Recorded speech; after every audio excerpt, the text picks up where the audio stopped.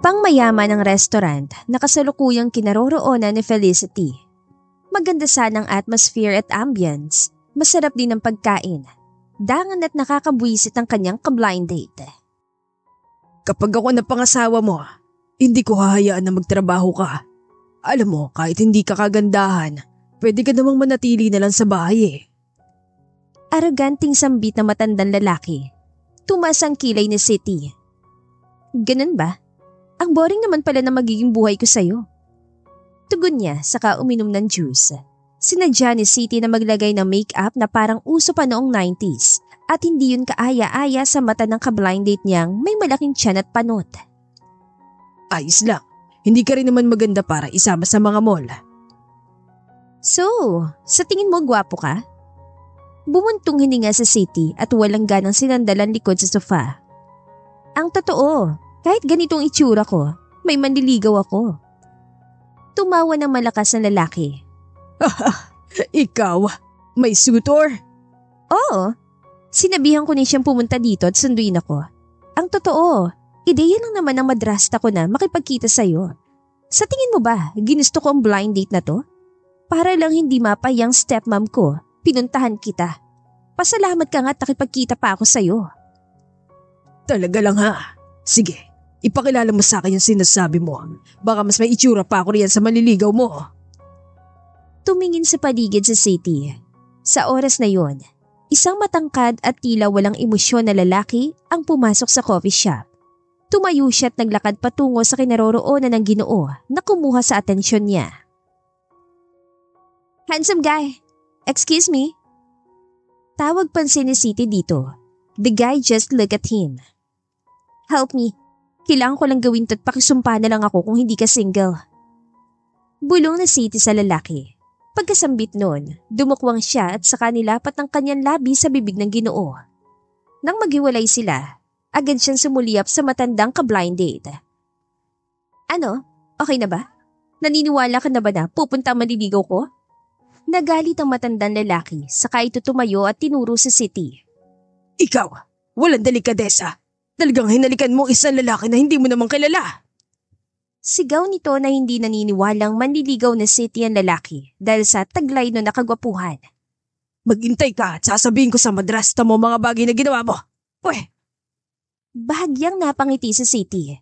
Umaayon ang lahat sa nais niya. Hinayaan niyang umalis sa galit ang matanda. Kuya, thank you for seeing injustice and helping me. Magkikita tayong muli kung papalarin tayo. Bye! Sambit ni City sa gwapong lalaking hinalikan niya kanina. Tumalikod na siya. Ngunit ang akmang lalakad na siya palayo. Naramdaman niyang isang malamig na palad na humawak sa kanyang palapulsuhan dahilan upang muli siyang mapalingon. Hinalikan mo ko ng marin kanina. Ngayon, gusto mong umalis na lang ng ganito? Malamig na sabi ni Craig sa dalaga. Sandaling kumurap sa City. Nagulat siya sa lamig na mga mata ng lalaki. Hindi niya alam saan galing ang nadama niyang mapanganib ito. So, anong gusto mo, mister? Young master, nagbago po ang sitwasyon. Ang flight ni Miss Karen ay hindi natuloy dahil sa masamang panahon at hindi siya makakarating sa Pilipinas ngayon. Hindi ituloy ang engagement party mo ngayong gabi. Ano nang plano niyong gawin ngayon? Sunod-sunod na tanong ng lalaking sumulpot. Tila ka ng kamay ito ng binatang hinalikan niya. Ang engagement party na ito ay para mailigtas ko ang buhay ni Lolo. Bulong ni Craig. Hoy kuya, meron ka ba ba sasabihin? Kung wala na, pwede mo na akong bitawan. Untag na City. Naniniwala siyang hindi na siya dapat kasama sa usapan na yon. Maya-maya lang, tumaas ang magkabilang gilid ng labi ni Craig Harrison. I have an idea. Dahil ang babaeng ito na mismong kusa lumapit sa akin. Siyang papalit kay Karen. Anunsyo ng binata. Natigilan ng tauhan ni Craig na nagngangalang Luke. Tumingin ito kay City ng pataas at pababa na may halong pagtataka. Young master, hindi ba nabibigla lamang kayo? Get her. Malamig na utos si Craig. Hindi na nangahaspan sumagot ang tauhan niyan si Luke. Okay sir. Naramdaman ni City na may mali sa mga nangyayari at maingat na nagtanong.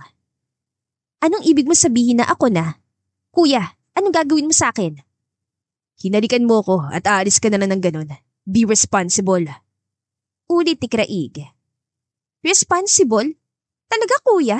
Gusto mo akong managot sa isang halik? Binigay ko nga sa yung first kiss ko at hindi naman kita inutusang managot. First kiss. Well, never mind. Kunin yung babaeng to. Matapos sa mga salitang yon, si City ay binuhat ng ilang lalaking nakaitim at sinakay sa isang itim na luxury car. Samantala, sa isang lugar sa BGC, doon gaganapin ang engagement party ni Craig Harrison. Ang pamilya Harrison ay kilalang pamilya sa bansa. Nagmamay-ari ng naglalakihang mall at subdivision. Si Craig Harrison ang CEO ng mga ito. Wala akong ideya kung kaninong anak ang mapapangasawa ni Mr. Craig. Sambit ng isang mayamang bisita na dumalo. Siguro ako. Napakaganda niya at may perfect background. Paano mapapansin ng isang ordinaryong babae ni Mr. Craig, hindi ba? Tugon naman ang kausap niya. Tignan mo, nandito na si Mr. Craig. Sobrang gwapo. Napangiwi ang mga ito na makita sa city. Ha? Ang babaeng katabi ni Mr. Craig? Siya ba? Bakit parang medyo... Nagsimulang humakbang ang host ng engagement party. Hinawakan nito ang mikropono para magsimula magsalita. Good evening everyone. Maligayang pagdating sa engagement ceremony na Mr. Craig Harrison. Napilitan si City na tumayo na maayos sa entablado habang nababalot ng kaba ang kanyang puso. Dahil sinamantala ni City ang lalaking ito na walang pahintulot, nangyari ang mga bagay na hindi niya inaasahan. Hindi niya alam na magiging ganito ang kabayaran na hihingi ng Ginoo. Pinilit siya nitong dalhin sa lugar na ito upang makipag-engaged. Ito bang fiancé ni Mr. Craig? Bakit parang babaeng kalye naman sa suot niya? Wika ng isa. Hindi ba dapat maamo at magandang babae ang fiancé ni Mr. Craig? Ano to? Sabat naman ng isa. Well, medyo kakaibang taste ni Mr. Craig. Si City ay sadya nagbihis ng parang gangster para takutin sana ang ka-blind date niya. Dahil wala na siya magagawa, sumunod na lang siya sa programa ng engagement. Hindi ba? Ginusto mo naman to. Bulong ni Craig habang hawak ang kamay ni City. Unggoy, sino nagsabi sa'yo na gusto ko to? Una sa lahat, hindi kita kilala. So, bakit mo ko hinalikan? It's just a kiss. Bakit nagtatantrums ka? Ngumisi si Craig dahil sa pakikipagtalo ng babae. Marahas niya nilagay sa daliri ni City ang singsing. It's too late. We are now engaged. Pumalakpak ang mga tao kahit may halong pangunguti ang kanilang mukha. Hindi kasi sila makapaniwala na siyang babaeng pakakasalan ni Craig. Matapos yun, dali-daling tumakbo sa City pababa ng stage at tumakas sa baliw na lalaki. Saka naman nilapitan naman si Craig ng pinsan niyang si JC. Craig, saan mo nakuha ang batang babae na yun? Kung ipapakilala mo siya sa lolo, sigurado magagalit yun. Walang pakialam na sumagot si Craig. Gusto lang ni lolo na magkaroon ako ng mapapangasawa. Ayos na siya, basta babae. Tumugon naman si JC. Napakaraming babae sa mundo. Bakit kailangan mong pumili ng babaeng malit at mukhang gangster? Binaba ni Craig ang tingin sa hawak niyang baso ng alak at humigop ng red wine na para bang may ninanamnam sa kanyang labi. Ang tamis kasi ng labi niya. Sambit niya habang nakangiti. Natigilan si JC sa bagay na narinig. Bakit hindi ko namalayan na meron ka talagang kakaibang taste sa babae? Kumibit-badikat lang si Craig. Samantala, sa hindi kalayuan, pinalibutan sa city ng mga babaeng may interes kay Craig. Hindi ako makapaniwalang ikaw ang girlfriend ni Craig. Napakapangit mo. Oo nga, baka kapag sinabuyan ng asin si Craig, baka magising siya. Tumaas ang kilay ni City. Sa inis niya, hinawakan niya ang ulo ng dalawang babae saka malakas na pinag-untog yun. Aray! Yan ang bagay sa inyo. Akala mo kung sino kayo magaganda? Inis na sambit niya saka lumakad palayo. Napangiwi si JC dahil sa nasaksihan. Mukhang alam ko na kung bakit mo pinili itong batang babaeng gangster na to. Ang mga mata ni Craig ay may malalim na tingin. Humigop siya ng kanyang alak at hinanap ng mata ang tauhan. Nakakatuwa naman siya, hindi ba? Ani Craig sa pinsan. Tama. Wala pa na nga sa gawin ng bagay na yan sa mga babaeng social na nandito. Casual na sang-ayon ni JC. Ngumiti lang si Craig. Nakakatuwa rin ang nasaksihan nila dahil alam nilang wala rin mangangahas sa magreklamo sa ginawa ni City. Those ladies, mas mahal agad sa kanila ang kahihiyan pero ang mga lumalabas naman sa bibig ay hindi kinakahiya. Luke, samahan mo siya para magpalit ng damit. Utos si Craig. Opo, young master. Hindi sumama si City sa assistant upang magpalit ng damit. Ngunit lumakad dito palapit kay Craig at pinandilatan ng binata. Kuya, ano mang trip mo? Hinalikan lang kita ng kaunti tapos gusto mo ng paksalan kita? Masyado naman yatang mahal ang hinihingi mo. Pwede naman ako managot sa ibang paraan, hindi ba? For example, financial compensation. Nagsimulan sumingkit ang guwapo at malalim na mga mata ni Craig. Sa tingin mo, magkano ang kaya mong ibayad sa pagnakaw mo ng halik sa akin? Tinignan muna ni City ang mukha ng lalaki at pagkatapos ay seryosong tumingin sa kanyang guwapo at manipis na labi na animoy tinatansya talaga ang presyo.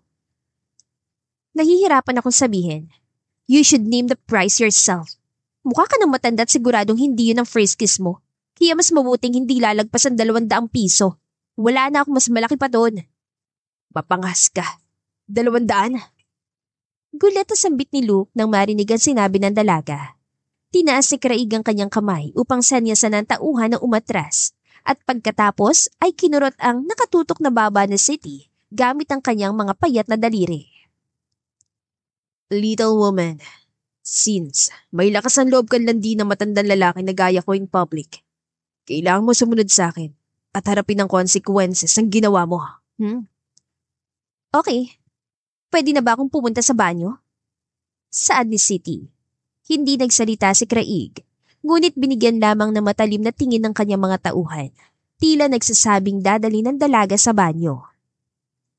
Pagkalipas ng ilang minuto, humahango si Luke.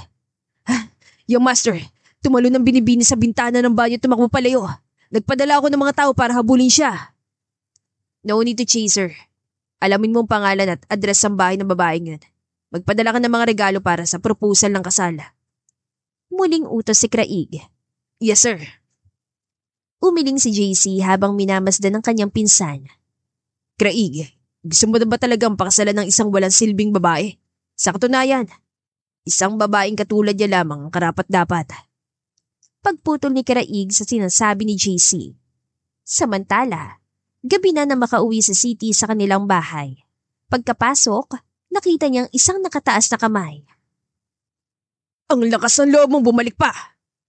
Sigaw ng kanyang ama na si Ben. Mabilis sa umatras sa City at madaling nakaiwas sa sampal, dahilan upang mas lalong mainis ang kanyang ama. City, ang nanay mo ay maingat na pumipili ng isang dekalidad na lalaki para sa'yo. Pero nagbihis ka ng ganito para makipag-blind date. Hinila mo pang isang napadaan lalaki at hinalikan siya sa publiko. Sunod-sunod na sigaw ng kanyang ama sa kanyang harapan. Halos hindi nito mapigil ang galit sa dalaga. Pinahiya mong pamilya natin. Nagalit ang sobrang matchmaker dahil sa ginawa mo. Lumuhod ka at humingi ng tawad sa nanay mo. Galit na utos ng kanyang ama. Hindi ko siya ina. Si Tasha ay madrasta lamang na City. Isang madrasta na ginawa ang lahat ng paraan para pakasalan ni Ben. Nang sa ganon, mawala ng karapatan sa City na magmana ng ari-arian ng pamilya Mendoza. Ben, ayos lang ako. Huwag ka magalit kay City. Bata pa siya't ignorante. Lahat ng ito ay dahil sa akin. Hindi ako naging mabuting madrasta. Hindi pa sapat. Sambit ni Tasha na may halong pagpapanggap. Nakaramdam ng awa si Ben na makitang pinagtatanggol pa rin ni Tasha sa City. Muli siyang tumingin kay City. Wala kang utang na loob. Napakabait sa'yo ni Tasha, pero hindi mo malay siya tawaging nanay. Ben, kalimutan mo na yon. Tumingin na madrasta kay City at pilit nang umiti. Pwede mo akong tawagin Tia Tasha. Hindi naman mahalaga sa akin yon. Nang makita ang pag-arte ni Tasha, hindi na nagulat sa City. Umiling na lang siya at walang nagawa. Umakyat siya sa kwarto at doon natulog. Kinabukasan, Nagulat ang pamilya Mendoza na makitang isang mamahaling sasakyan na nakaparada sa harapan ng kanilang bahay. Anong ginagawa ng sasakyan tong ito dito? Tanong ni Ben. Magandang umaga po, ma'am sir. Kami po ang tauhan ni Mr. Craig Harrison at nais naming magbigay na regalo sa inyong anak na si Felicity Mendoza. Ha? Para saan? Tanong ni Ben. We're accepting our boss engagement. Engagement? Mamayang gabi ay darating si Mr. Craig upang sunduin ang anak niyo. Salamat, aalis na po ako. Litong-lito ang mag-asawa sa mga bagay na sinasabi ng lalaki. Kinagabihan, naganda ang mga ito dahil isang mayamang bisita ang darating. Isa-isang dumating ang mga luxury car sa tahanan ng mga Mendoza. Bumaba si Craig Harrison mula sa LED wedding car. Samantala, kagigising lang ni City ng ganong oras. Ang ingay naman sa labas. Sambit niya. Tumayo siya at napasilip sa bintana upang alamin kung ano ang nangyayari. Maya-maya lang, nanlaki ang kanyang mga mata na makita si Craig sa entrada ng kanilang bahay. Oh shucks! Anong ginagawa ng lalaking yan dito? Agad na nagtago sa City at gumawa ng paraan. Young master, nasa harap lang ang gate ng pamilya Mendoza. Kung hindi ka papasok, baka mamiss mo ang mahalagang oras ng kasal. Bulong ni Luke sa kanya. Hindi naman tumugon si Craig at nakatitig lamang ito sa itaas ng balkonahe na animoy may ideya na sa mga nangyayari. Lihim na lumakad si Craig patungo sa backyard ng bahay ng pamilya Mendoza. Samantala, lumakad si City sa likod ng bahay at hindi ito nagpahalata sa mga taong nandoon upang hindi makaagaw ng atensyon. Saan ka pupunta? Sa paglingon ni City, hindi siya nagulat dahil boses pa lang na lalaking ito ay alam na niya. Nanlaki ang mga mata ni Craig at gulat na gulat ito nang makita ang mukha ng dalaga. Ang babaeng nasa harapan niya ay maraming nunal sa mukha, diretso ang kilay, makapalang lipstick at colorful eyeshadow. Sa madaling sabi, sinadya na naman ni City na papangitin ang kanyang mukha. Sir, nandito ka para sunduin ang bride, hindi ba? Mali ka ng pintong napuntahan. Doon ka dapat sa main door dumaan. Hinihintay ka na ng bride mo sa loob. Sabi ni City, sinadyan lagyan ng accent ang salita para hindi makilala ng lalaki. Really? Kung ganun, bakit nasa daliri mo ang engagement ring ng family Harrison? Patay na. Bulong ni City sa sarili. Ang totoo, kanina pa niyang tinatanggal ang singsing na yon ngunit tila ayaw nitong maalis. Huwag ka na magsayang ng lakas. Hindi mo talaga matatanggal ang singsing na yan. The ring is made of platinum mixed with special materials. Isang special oil lang din ang pwedeng makatanggal niyan. Kuya, ngayon nandito na kayo. Let's be frank. Alam ko namang hindi mo talaga ako gustong pakasalan. Kailangan mo lang talaga ng isang babaeng magpapanggap bilang asawa mo sa hindi ko malamang dahilan, tama? Hindi tumugon si Craig sa sinabi ng dalaga. Okay, ganito na lang. Yung ate ko, si Sarah. Yung anak ng madrasta ko. Maganda siya at mas sexy sa akin. Sobrang willing din siya na pakasalan ka. Naku, hindi ka magkakamali sa pagpili mo sa kanya. Sumingkit ang gwapong mga mata ni Craig. Kung sino man ang may suit ng singsing, yun ang pakakasalan ko. Kumunutan noon na City. Ang dali naman ito. Ibigay mo lang sa akin ng special oil at tatanggalin ko ton singsing. Tapos, ibigay mo kay Sarah. Walang takot na utos niya. Wala sa akin ng oil. Eh di bumili ka. It's lost. Hindi mo mabibili ang ganon. Muli na namang nagitngit sa inis sa mga ngipin na City. Niloloko mo yata ako eh. Teka kuya, tignan mo oh. May lumilipad na baboy. Sigaw ni City na animoy bata. Walang emosyon, tinignan lang siya ni Craig at ngumiti. Childish.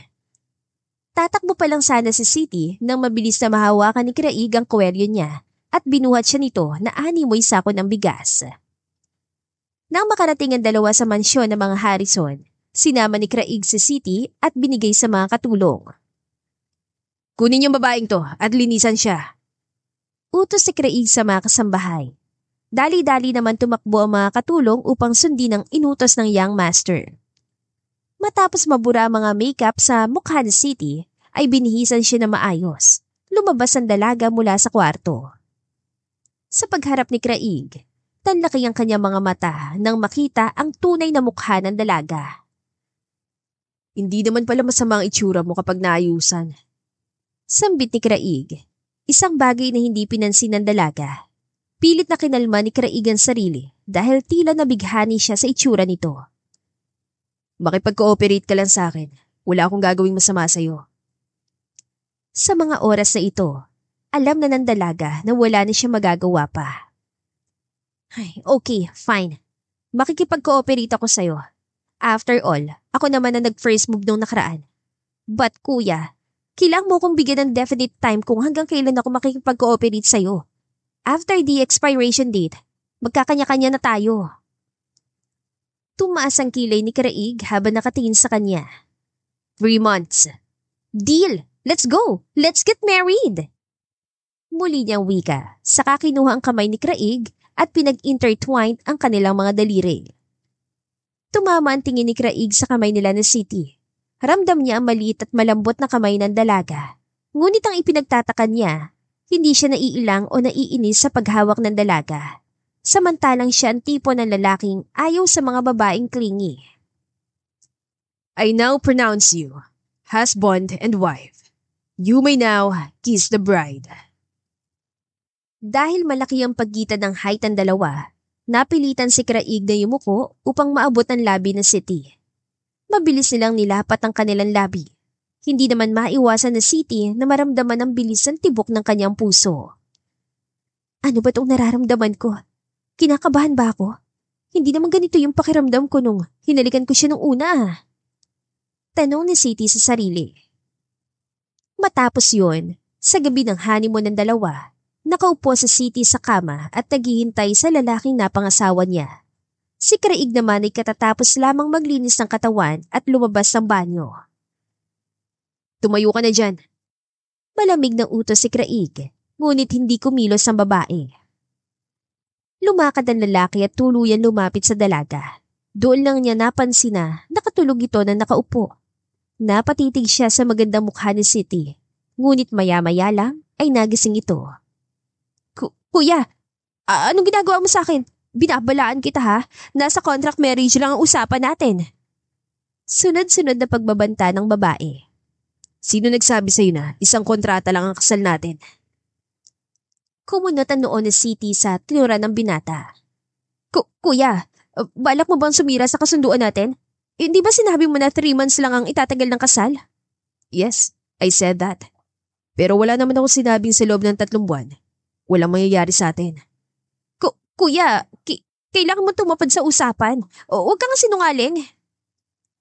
Tinapunan ni City na masamang tingin si Craig. Ani mo'y sinasabing hindi siya magpapatinag sa lakas ng binata.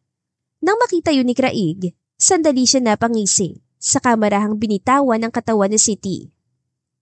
Huwag kang mag-alala. Hindi naman ako interesado sa mga batang katulad mo. Mabuti naman, kasi hindi ko rin type ang mga gaya mong matanda. Ang totoo, hindi naman na siya bata. Sadyang pitit lang at malaking lalaki naman ang kanyang pinakasalan, kaya tinatawag niya itong kuya. Itinaas sa City ang kanyang kamay. Gamit ang hintutulong daliri, pinindot niya ang dibdib ni Craig. Kuya, pwede ka nang umalis kasi matutulog na ako. Kailangan ko muna mag-shower bago matulog. Malamig na tinignan lamang ni Craig sa City. Hindi ito gumalaw o umalis sa kinaroroonan.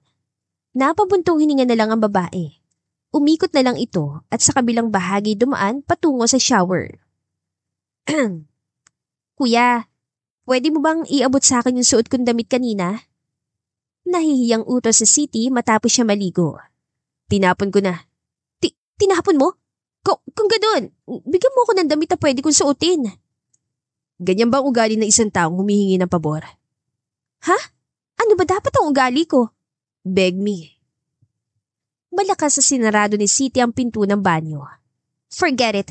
Susutin ko na lang ulit ang wedding dress sa sinuot ko. Bahala na. Inisa kinuha ni City ang wedding dress na nakapatong malapit sa kanya. Isusuot pa lang sana niya ito nang marinig niya ang sunod-sunod na pagkatok sa pinto ng banyo. Ano na naman? Binuksan ni City ng kaunti ang pinto ng banyo. Bariin namang napalunok si Craig nang makita ang maputing balikat ng babae. Hawak ni Craig ang isang pares ng pajama. Ngunit ang akmang hahawakan na ni City at kukunin ng pajama, agad na itinaas yun ng lalaki. Hindi ka ba man lang magpapasalamat? Anya. Thank you, kuya. Matapos yun, agad niyang sinara ang pinto ng banyo na muntik nang umipit sa daliri ni Craig. Napailing na lang ang lalaki sa inakto ni City. What an ungrateful little girl. Matapos magpalit ng damit na City, sandali siyang sumilip sa labas ng pinto at nakita niyang wala na doon si Craig. Ay, sa wakas, umalis ang impakto. Makakatulog na rin na maayos. Sa pagsapit ng umaga, kumunutan noon ni City na makarinig siya ng sunod-sunod na katok mula sa pinto ng kanyang silid. Madam, inutusan po ako ng young master na dalhan ka ng damit pamalit. Walang ganang tumayo sa City mula sa pagkakahiga. Saka lumakad patungo sa pinto at tinanggap ang damit na yon. Not bad. Anya na makitang magandang damit na ibinigay sa kanya. Maya-maya lang, narinig ni City ang pagkulo ng kanyang tiyan. Gutom na ako. Ngunit sa paglabas niya, nanlaki ang kanyang mga mata na maramdaman ng isang malamig na tubig na bumuho sa kanyang katawan. Amoy isdang malansang tubig. Ayan ang bagay sa'yo. Asik ng boses babae. Sino ka? At saka bakit mo ako tinapunan ng tubig? Diretsong tanong ni City. I am Karen Lopez at ako ang fiancé ni Craig na inagaw mo sa akin. Nalit lang ako sandali, dumating ka na. Kung ganon, bakit mo ako tinapunan ng tubig? Si Karen Lopez. Ayon sa tradisyon ng pamilya Harrison, nararapat silang ikasal sa isang pamilyang ka-level ng yaman nila at isa mga Lopez sa pamilyang karapat-dapat dito. Bata pa lang si Craig, ipinagkasundo siya kay Karen. Ngunit sadyang walang pakialam ang binata sa mga babae. Taliwas naman kay Karen na patay sa lalaki. Dahil mataas ang katungkulan ni Craig, kayang-kaya niyang basagin ang nasabing tradisyon. Lumingon sa paligid si Karen habang taas noon nakakross sa mga braso. Saka muling bumalik ng tingin kay City. The basin of water just now was a warning for you to put yourself in the right position. Huwag mong isipin na dahil pinakasalan ka ni Craig, you can really become the young lady of this family. You are not worthy of it. But I am already his wife. Hindi naman yata tama na itrato mo ko ng ganito, hindi ba? Stop flattering yourself. Hindi nga natulog si Craig sa kwarto niyo kagabi. You were alone in the empty room on your wedding night. At may lakas ka pa talaga ng loob na tawagin ng sarili mo na asawa ng fiancé ko? At ang lakas din ng loob mong tawagin ng sarili mo na fiancé ng lalaking kasal na. Let me tell you something. Pinakasalan ka lang niya dahil nahuli ako ng dating at upang mapagbigyan ng hiling ng kanyang grandpa dahil may sakit siya.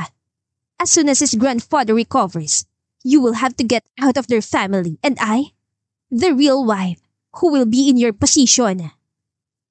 Sandaling tumahimik sa City at hindi nakatugon sa mga tinura ni Karen. Don't be so foolish.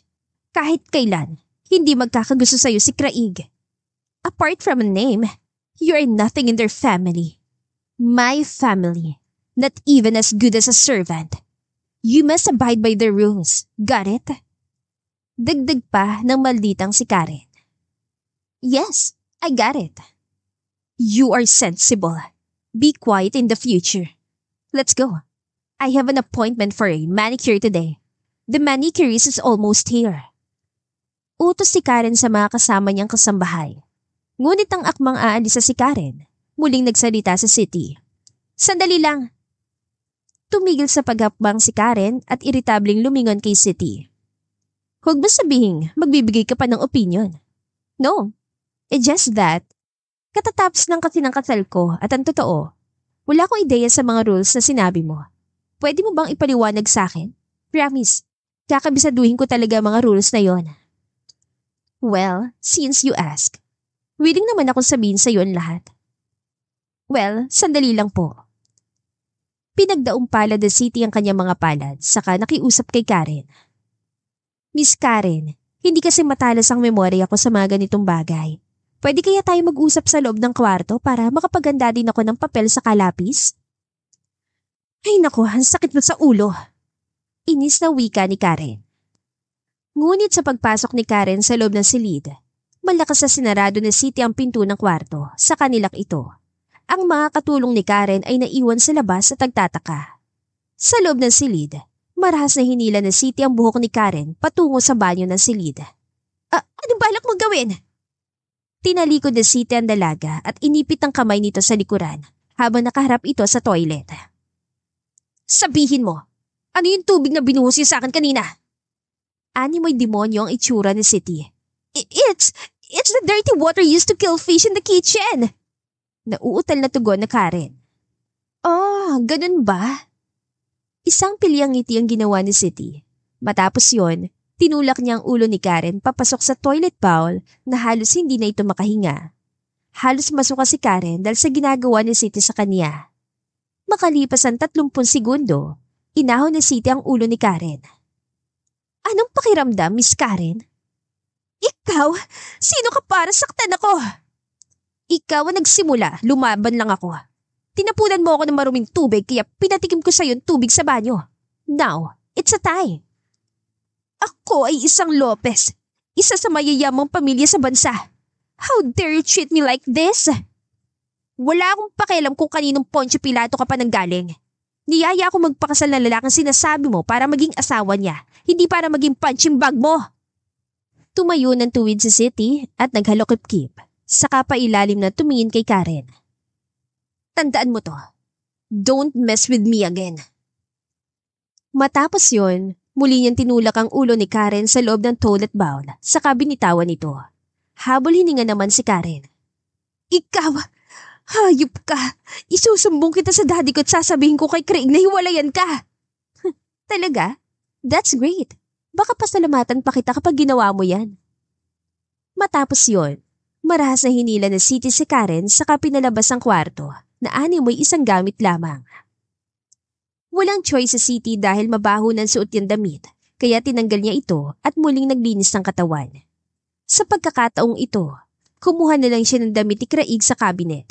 Nakita niyang umiilaw ang kanyang cellphone na nakapatong sa side table. Hello? Kunot noong pagsagot ni City sa telepono. Hello, City? May hindi magandang nangyari. Kailangan mo pumunta ngayon dito sa office. Bilisan mo! Nagmamadaling pumunta sa City sa opisina suot ang damit ni Craig. Ano nangyari? Tanong niya sa kaibigan si Veronica. Si City ay intern pa lang sa kumpanyang ito. Lingid sa kanyang kaalaman, isang kumpanyang pinapasukan niya ay pag-aari ng mga Harrison. City, nakurap kasi ang file na ipepresent natin mamaya. Ilang gabi natin itong pinaghihirapan. Halos maiyak na sabi ni Veronica. Tabi ka dyan. Susubukan kong gawan ng paraan. Agad na umupo sa City sa computer. Bihasa ang babaeng ito sa larangan ng computer. Excuse me everyone. I invited the president of our company to listen in our today's presentation. Sana walang papalya. Sambit ng lalaking boss nila City. Oh my gosh, nandito pala ang boss. Oo nga, nakakatakot naman to. Sambit ng ibang empleyado. City, kumusta ginagawa mo? Wait, konti na lang. Pinindot ni City ang enter key at agad nang umiti. Ayan na. Yes, sa wakas! Puti na ayos mo pa. Dali-daling pumunta ang magkaibigan sa conference room. Pagpasok na City, nalaki ang kanyang mga mata na makita si Craig sa dulong upuan. Anong ginagawa ng mokong na to dito?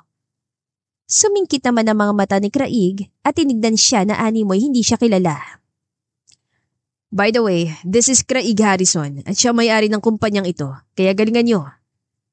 Mas lalo naman nakaramdam ng kaba ang kasama ni City ngunit naglalaban naman ang tingin ng mag-asawa.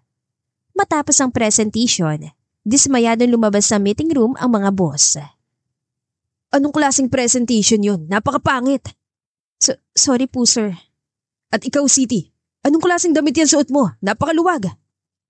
Pasensya na sir. Wala kasi ako maisuot. City. Ang lahat ay napalingon sa pinto ng conference room na marinig ang tinig ni Craig. Let's go. Yun lang ang kanyang sinabi at lumakad patungo sa direksyon ni City. Ang lahat ay natulala nang hawakan ni Craig ang palapulsuhan ng dalaga at hinila ito palabas ng building. Bakit lumabas ka ng bahay na ganyan ang suot? Tanong ni Craig habang nakaupo sa loob ng kotse. Dumating kasi yung fiancé mo tapos pinaliguan ako ng maruming tubig. Tumaas ang kilay ni Craig. Dumating na pala siya. Ngayon nandito na siya. Kunin mo na tong singsing at pakasalan mo na yon. Parang nababaliw na eh. Alam mo hindi ganun kadali ang proseso ng annulment, hindi ba? May pera ka, kaya mo yan.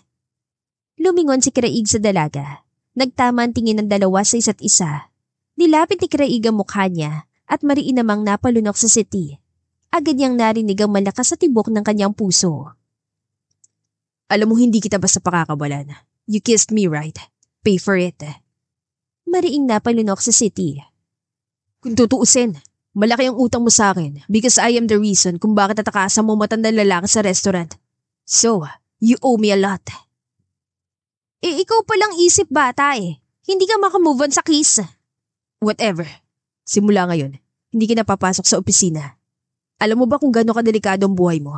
Being a wife of a Harrison ay hindi madali. You are a billionaire now. Kapag nalaman nilang pag-alagala ka, pwede ka makidnap and they will ask for ransom. Kung mahal mong buhay mo, just stay at home. Sa tingin mo mapipigilan mo ako? Kung makidnap di bigyan mo ng pera. Sarkastikong natawa si Craig sa sinabi ng dalaga. Sa tingin mo, I will pay that ransom. Nanlaki ang mga mata ni City at mariing napalunok. Pilyon nakatingin naman ang mga mata ni Craig sa kanya. Baliw ka talaga.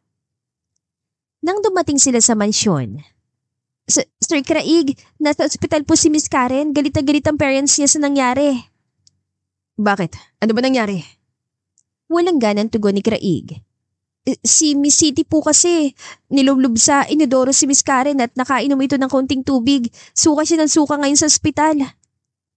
Tinignan ni Craig si City at humikab naman ang dalaga na tila walang pakialam. Magbigay kayo ng konting tulong. Yun lang ang sinabi ni Craig at lumakad papasok ng kwarto. Alam mo kuya, call me Craig. I'm your husband. Fine, Craig. Alam mo, hindi ako pwedeng magstay dito. Marami akong kailangan gawin. Tulad ng... Wala! Hindi tayo ganun ka-close para mag-share ako sa'yo ng private life ko. Alam mo, bigyan mo na lang ako ng pagkain kasi kanina pa ako nagugutom. Tumaas ang kilay ni Craig dahil sa walang prenong bibig ng kanyang asawa. Ngunit hindi niya alam sa sarili kung bakit gusto niya sundin ang sinasabi nito. Wait for me here. Tumayo si Craig at lumabas ng pinto. Yes, umalis din siya. Ano ako? Nasisiraan ng ulo para magstay dito? Paano ko mahahanap ang totoo kong nanay kung magstay lang ako dito sa bahay? Lumingon sa paligid sa city at nakita ang malaking glass sliding window. Binuksan niya yon at nalula sa mataas sa palapag. Mabuhay pa kaya ako kapag tumalon ako dito? Ay, bahala na nga. Walang alinlangan tumalon ng babae sa balkonahe ng mansyon. Ngunit nanlaki ang kanyang mga mata nang makita niya si Craig na nakadipa ang kamay at handang saluhin siya. Agad naman siya nakuha ng lalaki nang tuluyan siyang bumagsak. Ano bang iniisip mo? Nababalo ka na ba talaga? Sinubukan ko lang kung may superpowers ako. Shut up! Paano kung napahama ka ron ha? Nagulat si City sa nag-aalalang itsura ni Craig. First time niya makita ang ganitong emosyon. Akala ko ba wala siyang pakialam sa akin? Kung aalis ka, sabihin mo sa akin para mapasamahan kita sa mga bodyguard ko. Mariing napalunok sa City at hindi makatingin na diretsyo. Muli na namang bumalik sa kwarto ng dalawa at sa pagkakataong ito, meron ang pagkain sa loob. Huwag mong hintay na, ipakandado ko ang kwartong to, City. Sorry na nga eh. Ganun ba ako kapangit sa paningin mo, kaya iwas ka ng iwas? Hindi. Mabilis na umiwas ang tingin sa City sa kanya. Then, anong problema? I need to look for my real mom and that's my mission. Real mom? Oo. Elementary nang iwan niya ako at sumama ang daddy ko sa ibang babae. Sabi ni daddy, patay na raw siya pero hindi ako naniniwala. She's a painter at nakikita ko pa mga gawa niya sa exhibit. What is her name? Michelle. Michelle Mendoza. Kumunatan noon ni Craig na marinig ang pangalan na yon. Hinawakan ni Craig ang ulo ng City at marahang ginulo ang buhok nito. I can help you find your mom. Just stay here. Natulala naman si City sa sinabi ng lalaki. Kinabukasan, Kasalukuyang nasa opisina si Craig at hindi mapakali.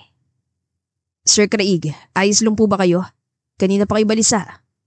Look, I need you to do something for me. Ano po yun, sir? I need you to look for City's mother.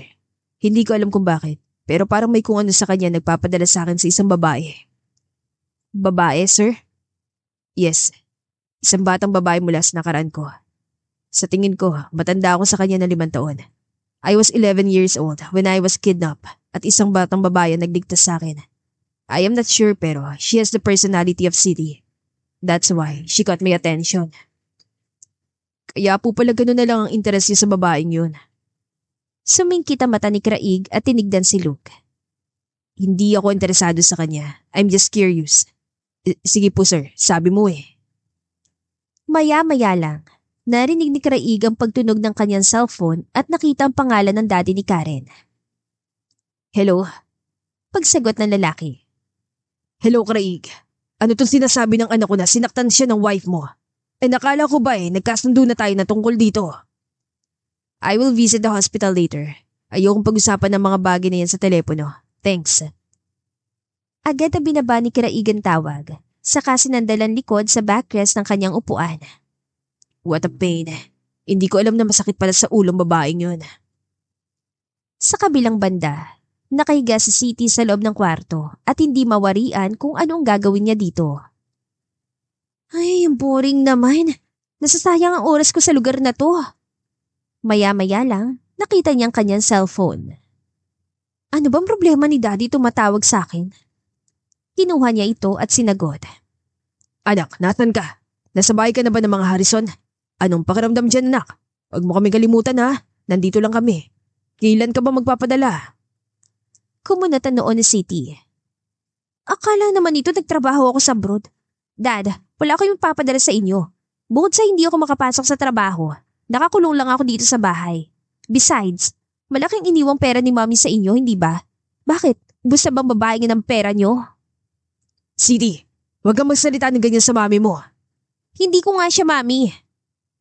Agad na binaba ni City ang tawag na yun, saka muling sinalampak ang katawan sa kama. Mama, I still don't understand. Bakit mo ako iniwan kay Dad? Sana sinama mo na lang ako kung nasan ka man ngayon. Hindi ako naniniwalang patay ka na. Hahanap ako ng paraan para makita ka.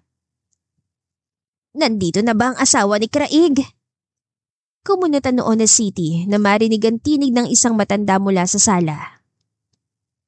Yes po madam, nasa kwarto po ni sir. Tawagin niyo siya, gusto ko siya makausap. Yes madam. Agad na nagtungo ang kasambahay sa loob ng kwarto ni City. Ma'am City, hinahanap po kayo ng lola ni Sir Craig. Lola niya? Opo. Sige. Bumaba si City na walang ideya sa mga mangyayari. Good afternoon po. Good afternoon din, Iha. Ikaw palang asawa ng apo ko. Tinignan ng matanda sa City mula ulo hanggang paa, saka ngumiti. Alam mo, ang lakas ng loob mo para gawin ang bagay na yun sa nag-iisang anak ng pamilya Ortega. Nakarating sa akin ng balita at kung anong ginawa mo. Pasensya na po, Lola. Hindi naman po kasi ako nauna. Alam ko, Iha. Ang totoo, good job ka doon. Medyo mataas talagang ere ng babaeng yon. Kung hindi lang dahil sa asawa ko, ayoko ring ikasundo si Craig doon. Pero ang sabi ko nga, may isip na si Craig at pwede na siya magdesisyon ng sarili niya.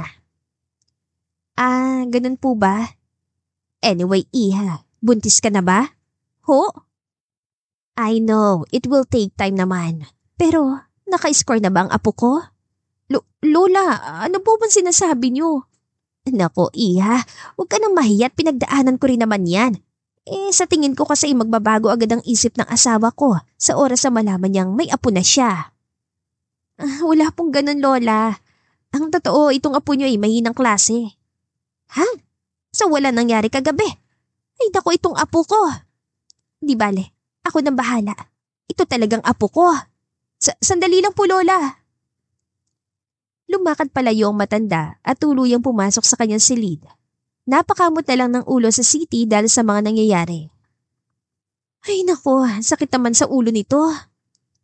Sa kabilang banda, Nakahalukip-kip si Craig habang nakatingin kay Karen na ngayon ay nakahiga sa hospital bed. Nakita mo nang ginawa ng babaeng yun sa anak ko. Sa oras na malaman to ng lolo mo, siguradong pagagalitan ka niya. Sigaw ng daddy ni Karen kay Craig. Matagal nang magkaibigan ng daddy ni Karen at ang lolo ni Craig, kaya gusto ng lolo ng lalaki na si Karen ang mapangasawa niya. Ang sabi ng doktor, maayos ang lagay niya. Sagot ni Craig. Oo, maayos tong ang lagay niya. Pero paano kung may nangyari sa anak ko? May magagawa bang magaling mong asawa? Sumingkit ang mga mata ni Craig. Si Karen ang unang naghara sa asawa ko. I have a CCTV footage in my hand. Do you want to watch? Also, if my grandfather insists me to marry her, I will show him her true color. Sa tingin mo ba, magugustuhan ni Lolo ang ganito?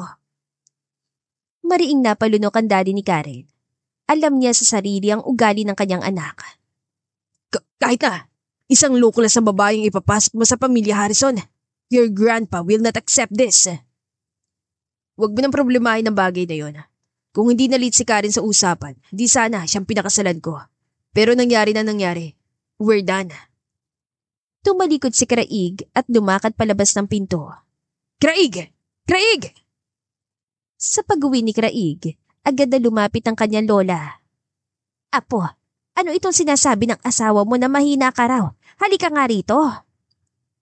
Agad na hinawakan ng matanda ang tainga ni Craig at hinilan lalaki patungo sa sala. Arila, hindi na ako bata. Mas bata ka pa rin sa akin. Tinapunan ni Craig na mata sa tingin sa city na ngayon ay nakasilip sa hagdan. Agad naman tumakbo sa city paakyat na magtama ang tingin ng dalawa. Ano naman kaya sinabi ng babaeng yun? Craig, iho, kailangan mo na magkaanak. Sinasabi ko sa'yo, mas magiging masaya ang lolo mo kapag nalaman niyang may anak ka na. Wala na siya magagawa kung sino pang piliin mo. Tinupad ko nang gusto niya na magpakasal. Oo nga. Ano ba susunod sa kasal? Hindi ba pamilya? Bumuntong hininga si Craig. You know, I have a lot of things in hand. Wala akong panahon para sa mga ganyang bagay. Anong gagawin mo sa asawa mo? Bubulukin mo? She's still young. Craig, kapag ako sumilip mamaya sa silid niyo, gusto ko may progress ha. Tumayo ang matanda at lumakad patungo sa kanyang silid. Hinilot naman ni Craig ang kanyang sentido dahil sa tigas ng ulo ng kanyang lola. Pumasok si Craig sa kanilang kwarto. Nandoon naman si City at abalang tinitignan ng cellphone. Are you done cleaning yourself? Tanong ni Craig. Yes, tapos na. Tumungo si Craig sa washroom at naglinis ng katawan. Sa paglabas niya, doon niya lang napansin ang damit na suot ng babae. Baka maubos sa mga damit ko sa kakasuot mo. Kasalanan ko ba? Bigla mo na lang akong hinila sa bahay namin. Wala man lang akong nadalang gamit. Tumaas ang kilay ni Craig. Then, we will go by tomorrow. Lumakad si Craig at umupo sa kabilang bahagi ng kama. Pinandilata naman siya ni Sid. Bakit? Anong ginagawa mo? Bakit nandito ka? This is my bedroom. Doon ka sa sofa matulog. Why? This is my bed. Hindi pwede, Craig Harrison. Wala sa kontrata natin na matulog na magkatabi. Kailan pa? Unti-unting lumapit si Craig sa dalaga at pilyong umiti. Mariin naman napalunok sa city habang unti-unting lumalapit ang mukha ng lalaki sa kanya. Anong gagawin mo ha? Sinubukan ni City na tumakas sa kabilang bahagi ng kama, pero kinulong siya ni Craig sa kanyang braso habang nakahawak sa headboard. Craig, sinasabi ko sa'yo sisipain ko yung gitna mo. Shh, just shut up. And sundin ang gusto ko. Sandaling napasulyap sa City sa pinto at nakitang lihim na nakasilip ang matanda dito. Okay. Sambit ng babae at nakuha niya nais si Craig. Humiga sa City at inipit ang balakan na lalaki sa pagitan ng kanyang hita. What are you doing? Gulat na sambit ng lalaki. Just pretend you're doing push-up. Mariing napalunok si Craig. Hinila ng lalaki ang kumot at tinakip ito sa katawan nila. Nagsimula siya mag-push up at sa bawat paglapit ng mukha ni Craig sa mukha ni City, pabilis ang tibok ng kanyang puso. Ang init naman dito, bakit kailangan mo pantakpan ng kumot? Reklamo na City. We are not naked. Gusto mo makita ni Lola na nagpapanggap lang tayo?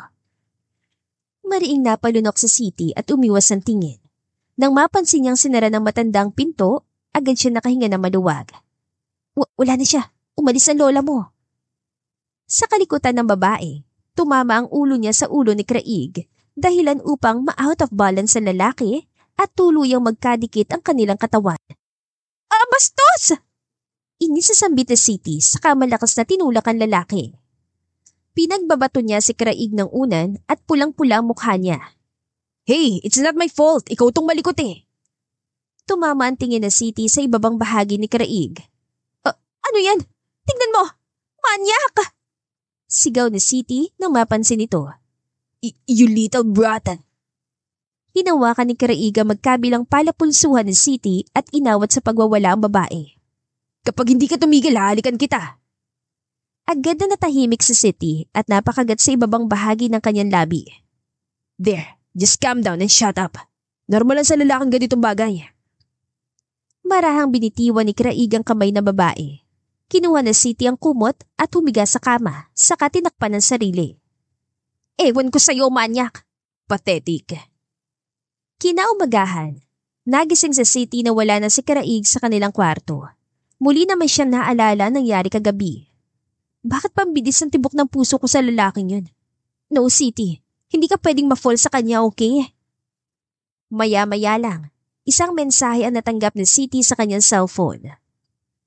Miss City, nakita ko na ang painting na pinapahanap niya sa akin. Nasa isang exhibit siya ngayon at ready for bidding. Kung ganon, kailangan ko makuha ang painting ni Mommy. Agad na nag-ayo sa City at nagtungo sa lugar na sinabi na lalaki nag-message sa kanya. Pagdating niya doon, Miss City, nasa loob po ang painting. Sambit na lalaking si Adam. Si Adam ang lalaking kababata ni City. Anak siya ng dating nag-aalaga sa dalawa tuwing wala ang kanyang ina. Kaya madalas niyang kalaro si Adam. Hanggang ngayon, si Adam ay nanatiling malapit sa kanya. Lumingon sa paligid si City. Kumunot ang kanyang noo na makita na naman niya si Craig sa lugar na ito. Ano ba tong lalaki na to? Kabuti. Bakit kung saan siya nagpapakita? Miss, may problema po ba? Wala naman. Let's go. Lumakad ang dalawa at umupo sa auction room. Alam ni City na wala naman siyang pera upang makipag-negotiate sa mga taong ito, pero may konting iniwang pamana ang kanyang ina sa kanya. Miss, hindi ba yun ang asawa mo? Lumingon sa City at kunot ang noon na makita niya si Craig. Ano na namang ginagawa na lalaking to dito? Lahat na lang pinapatos. Lumingon si Craig at sumingkit ang mga mata na makita sa City. You're here. Tumama ang tingin ni Craig sa lalaking kasama ni City. Sino siya? May assistant. Tumaas ang kilay ni Craig. Assistant? Lumakad si Craig at umupo sa pagitan ng dalawa. Ano ba? This is my seat. Nagsimula ang auction at ang lahat ay nagsimulang maglagay ng bet. 1 million. Sambit ng auctioneer nang itaas ang assistant ni Craig ang kamay niya. Nakuha niya ang item at ang sumunod ay ang painting ng mami ni City. Mariing kinuyom ni City ang kanyang kamay nang makita ito. Napansin naman ito ni Craig. We will get it. Sambit ni Craig, saka hinawakan ng kamay ni City. Makalipas ang mahabang auction, nakuha nila ang painting at masayang lumabas ng venue ang mga ito. Miss City, tawagin niyo na lang po kung may kailangan pa kayo. Hindi na niya kailangan ng serbisyo mo. Pagputol ni Craig sa lalaki. Okay sir. Salamat Adam, mag-ingat ka sa pagbiyahe. Salamat miss. Mainit pa rin ang ulo ni Craig nang sumakay ang dalawa sa kotse. Ano ba problema mo? Kanina pa hindi may pintay ang mukha mo eh. Wala, I'm fine. Sandali nga, nagsiselos ka ba? Sumingkit ang mga mata ni Craig at tinapunan na masamang tingin sa City. You are my wife and I have the right to feel jealous. Natulala sa City at nagsimulang mamula ang kanyang pisngi. Bakit nagbuha ang kamatis dyan? Ha? Hindi ah. Mabilis sa tumalikod ang babae, saka kinuha ang painting ng mami niya, ngumiti sa City.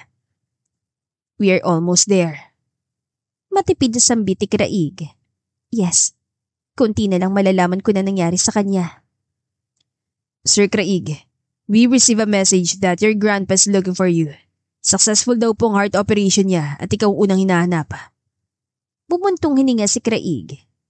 Tell him, I will visit the hospital tomorrow. Okay, sir. Nang makauwi ang dalawa sa bahay, diretsyon tumungo si City at Craig sa kwarto. Masaya ka na ba? Tanong ni Craig sa babae. Nakangiti lang si City habang nakatingin sa painting. Oo, sobrang saya ko. Mabuti naman. Matapos maglinis ni Craig ng katawan, dumiretso siya sa pinto. Saan ka pupunta? Tanong ni City. Sa living room. May isang maliit na babae kasing natutulog sa kwarto ko. Nang akmang bubuksan na ni Craig ang pinto, pwede ka namang matulog dito. Bumalik ng tingin si Craig na may halong pagtataka. Huh? Are you seducing me? No! Bakit ko naman gagawin yun? Kung ayaw mo, diwag. Mabilis na humiga ang babae, saka nagtalukbong ng kumot. Ngumiti si Craig at umiling. Lumakad ang lalaki at humiga sa kanyang tabi. My wife invited me to sleep beside her. May karapatan ba akong tumanggi? Matulog ka na nga lang kung ano-ano pa sinasabi mo. Maya-maya lang hindi na sumagot si Craig. Gising ka pa ba? Sinilip ni City ang lalaking katabi at noon niya napagtanto na tulog na pala ito.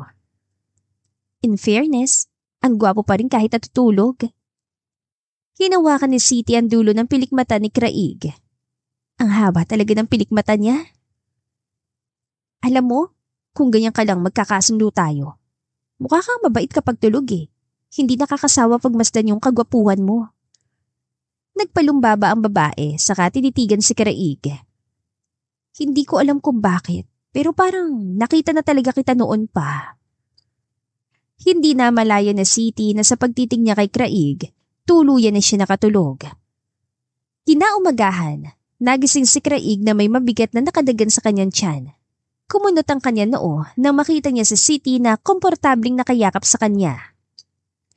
Lapastangan talagang babaeng to. Sad niya sa sarili, ngunit hindi magawang alisin ang kamay ng babae. Hindi gumalaw si Craig. Bagkus, tinitigan niya si City. Why do I feel comfortable beside you? What have you done to me, little girl? Maya-maya lang, unti-unting bumukas ang mata ni City. Bakit nakatingin ka sa akin? Itinuro ni Craig ang kamay ni City na nakayakap sa kanya. Mali ka nang inaakala ha? Sigaw ni City saka mabilis na bumitiw sa lalaki. It's okay, I don't mind. Pilyong umiti si Craig at tumayo. Sa pagdating ni Craig sa ospital kung saan naroon ang kanyang lolo, matalas ang tingin nito sa kanya. Ano itong nababalitaan ko na ibang babae ang pinakasalan mo, Craig? Grandpa, don't stress yourself. Katatapos lang ng operasyon niyo. Ayun na nga apo. Katatapos lang ng opera ko. Ito agad ang bubungad sa akin. Alam mo naman na matalik kong kaibigan ng mga Ortega at nangako na ako sa kanila, hindi ba? Yes, Grandpa. But Karen was late sa engagement party at wala na akong choice kundi ang magsama ng ibang babae. Then, you need to rectify everything, Craig. File an annulment right now at ako na magpapabilis ang process nito. Kung kailangan bayaran ko pati ang judge ng family court ay gagawin ko. Mariing kinuyom ni Craig ang kanyang kamay. He doesn't want to upset his grandpa dahil alam niyang makakasama sa matanda kung sasagot pa siya. Okay. Okay, Grandpa. Lumabas si Craig sa silid na matanda na walang nagawa. Hindi niya alam kung bakit nasasaktan siya sa iniisip na makikipaghiwalay siya kay City. Bagsak ang balikat ni Craig nang umuwi siya sa bahay. Bakit ganyan ang itsura mo? Tanong ni City. My grandfather want me to file an annulment. Nanlaki ang mga mata ni City at kumirot ang kanyang dibdib. Ngunit hindi niya ito pinahalata sa lalaki. Di mas okay, hindi ba? Hindi na natin kailangang tapusin ang kasunduan. Do you really want to do this? Mariing napalunok sa City. Yes! Kung itong gusto ng grandpa mo, di okay. Dahan-dahan lumakad si Craig palapit kay City. Hindi naman makakabang ang babae palayo sa kanya. Anong gagawin mo? Nang tuluyang makatayo si Craig sa harapan ng City, Maingat niyang sinandalang noo sa balikat ng maliit na babae, saka pumikit. Just, let me do this for a while. Nakakapagod lang kasi. Craig, I wanted to save this marriage, but I guess you really wanted to let go. save this marriage? Bakit? Hindi ba usapan natin 3 months lang? Stupid. Hindi ko alam kung gaano kalit ang utak mo o manhid ka lang talaga. Hoy, mag-ingat ka sa sinasabi mo ah. I think I'm falling for you. Natahimik si City na marinig ang bagay na sinabi ng lalaki. What? I don't want to repeat myself. Wala na akong kasalanan kung bingi ka. Umayos ng tayo si Craig at lumakad patungo sa kanyang kwarto. Bumabagabag pa rin sa isip niya ang bagay na nasabi niya kay City. Kinabukasan, isang hindi inaasahang bisita ang dumating sa opisina ni Craig. Good day, Craig. Napag-isipan mo na ba ang sinabi ng lolo mo? Do you want me to set the engagement party again? Ako na bahala sa lahat, sabihin mo lang. Bunga na sambit ang daddy ni Karen nang pumasok ito sa kanyang opisina. Kaya kong ipagawa ang bagay na yun sa mga tauhan ko. Hindi ko kailangang pumunta sa opisina mo. Actually, nandito ako kasi sinamahan ko lang ang anak ko para kausapin ka. Hello, Craig. Miss me? Sumangkit ang mga mata ni Craig at tumingin sa babae. Alam mo ba kung gaano ako inalipusta ng so-called wife mo? I saw the CCTV. Ikaw ang naunang nanakit sa kanya. Mariing napalunok si Karen. So what? Hindi ba niya kilala ang taong kinakalaban niya? I am the heiress of the Ortega. Wala siyang karapatan saktan ako.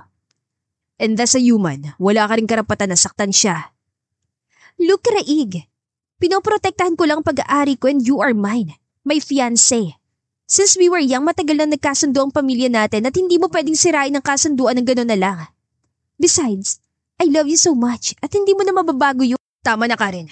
Matanda na tayo at hindi natin pwedeng iasa sa isang so-called fixed marriage ang buhay natin. We have our own will. Craig, bakit ganyan ka makipag-usap sa anak ko? Sa oras na malaman ito ng lolo mo, I'm sure hindi niya ito magugustuhan. Tito, alam ko matigas ang ulo ng lolo ko, pero mas matigas ang ulo ko. So, get out of my office now! Pumasok sa loob ng opisina mga bodyguard ni Craig na marinig ang tinig ng lalaki. Mr. Ortega, Miss Karen, pasensya na po pero kailangan niyo na lumabas. Bakit? Hindi niyo ba ako kilala? Yes, kilala po namin kayo.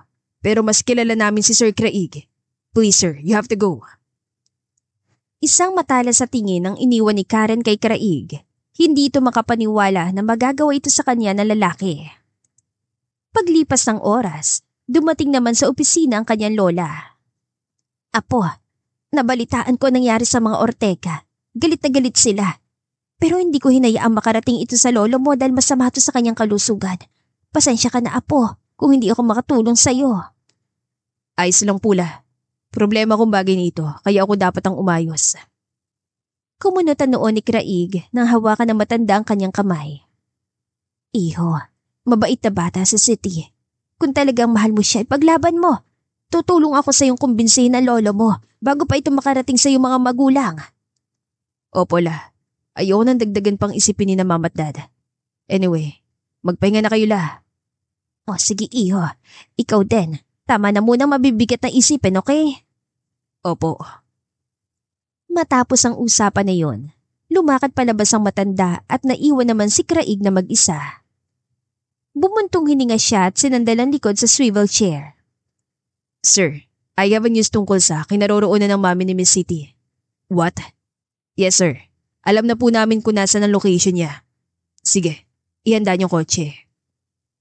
Sa kabilang banda, hindi mawala ang tingin na City sa painting na nasa kanyang harapan.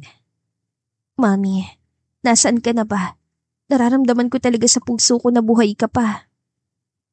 Hinawakan ng babae ang painting, saka ito tinalikod. Nanlaki ang mga mata niya na makitang pirma ng kanyang ina. Nakasulat din doon ang lugar at araw kung kailan niya ginawa ang painting. Ilocos? It means, nandito lang si Mami sa lugar na ito? Dali-daling tumayo sa city. Sa pagbukas niya ng pinto, Nakita niya si Craig. Craig, alam ko na kung nasan si Mommy. Yes, ako rin.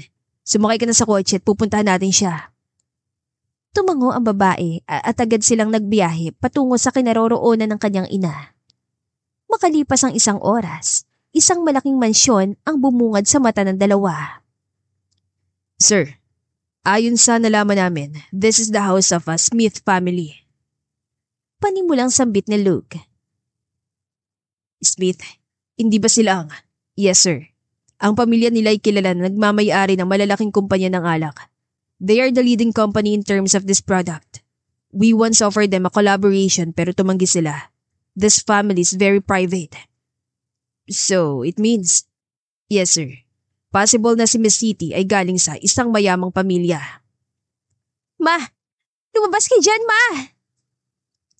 Napalingon ang 2 lalaki na malakas sa sumigaw sa City sa labas ng gate ng malaking mansyon.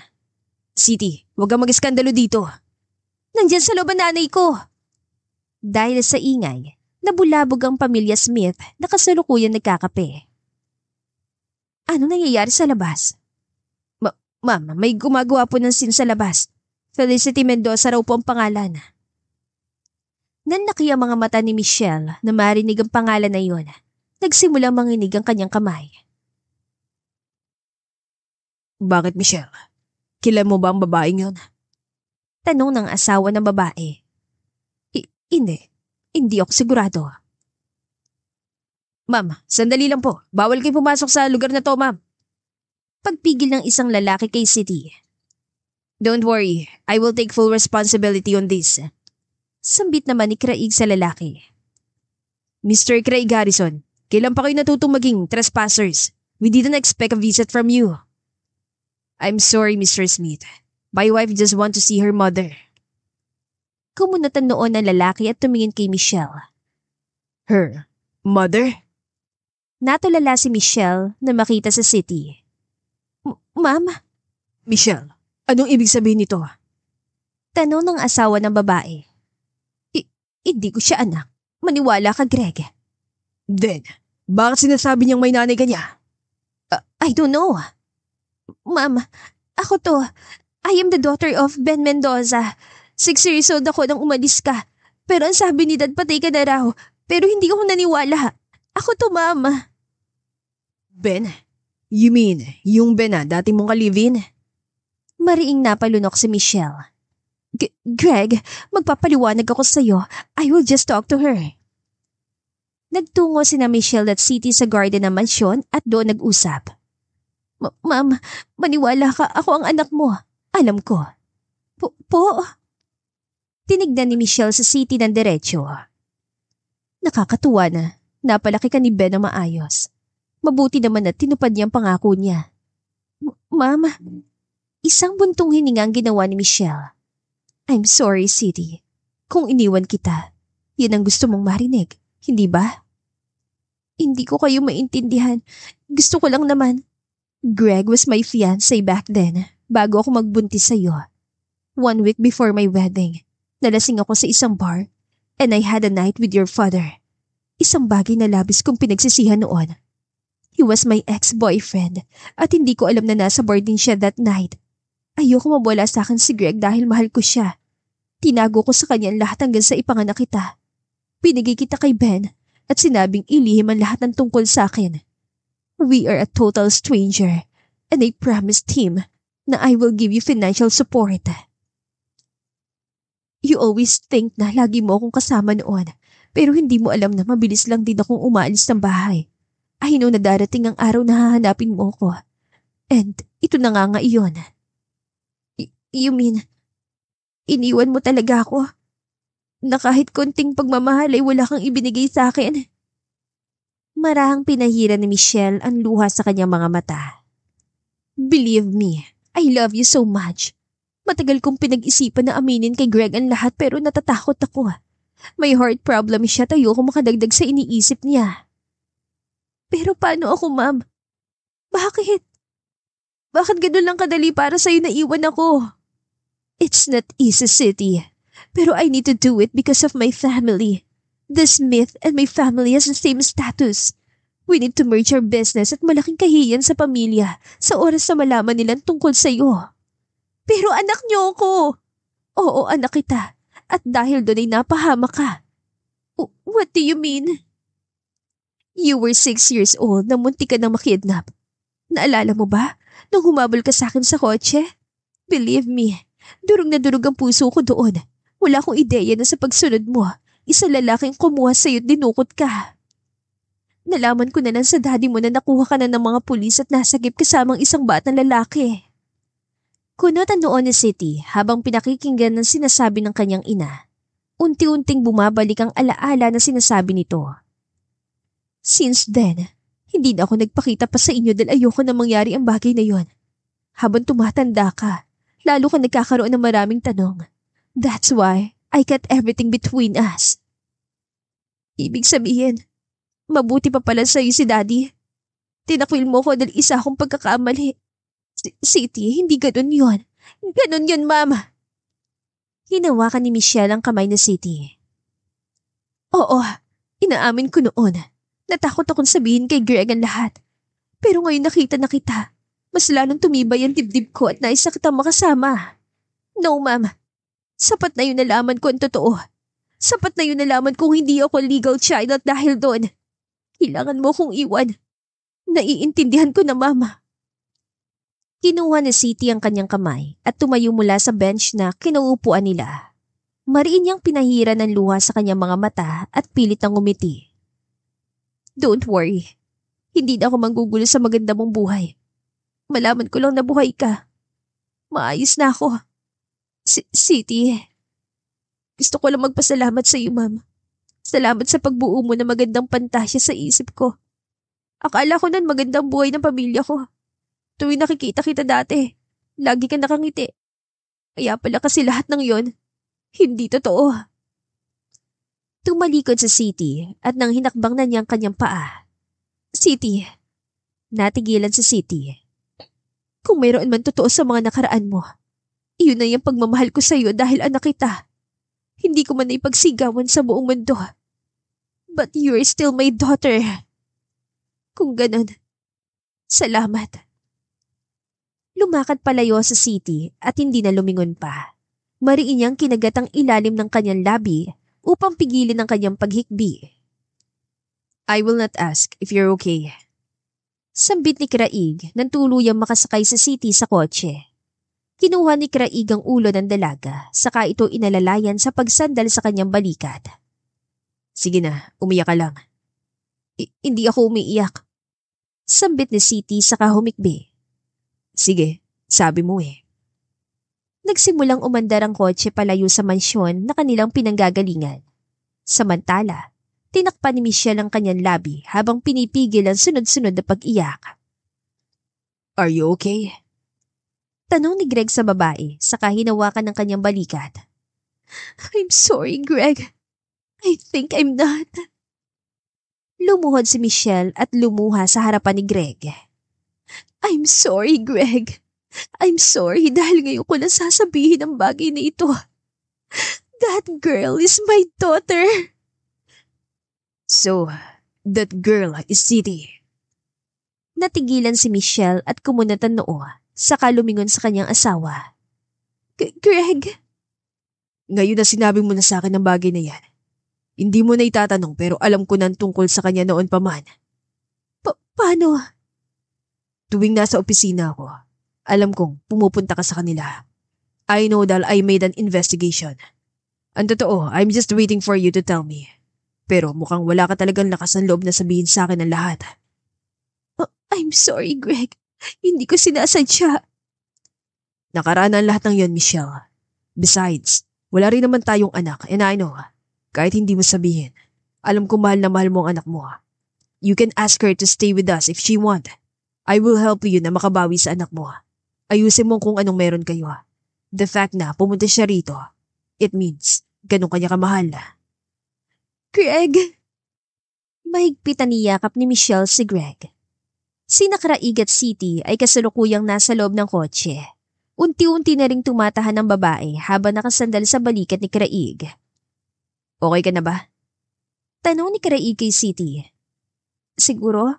Hindi ko alam. Pumunta tayo sa tabing dagat para mailabas mo lahat ng sama ng loob mo. Salamat, Craig. Tulad ng sinabi ng lalaki, nagtungo ang dalawa sa tabing dagat at umupo sa puting buhangin. Napakasarap ng hangin dito, no? Nakakagaan ng pakiramdam. Sambit na City. Mas maayos na ba ang pakiramdam mo ngayon? Tumango naman ang dalaga bilang tugon. Thank you ha. Thank you kasi sa pangalawang pagkakataon. Tinulungan mo ko. Pangalawa? Yap. Nung una yung natakasan kong blind date ko. Ngayon naman, sinamahan mo ko para mahanap si mommy. That's nothing. Mas dapat ako magpasalamat sa'yo. Kundi dahil sa'yo, baka patay na ako ngayon. Ha? Anong ibig mo sabihin? When I was 11, I was kidnapped. I met a girl sa loob ng bodega at tinulungan niya ako. Lumingon si Craig kay City at matamis ang umiti. And I found out that it was you. I finally found you, little girl. Nanlaki ang mga mata ng City sa sinabi ng lalaki. Ikaw ba yun? Ikaw ang batang nasa loob ng bodega? Yes, I am. Oh my gosh! Ang liit pala ng mundo natin.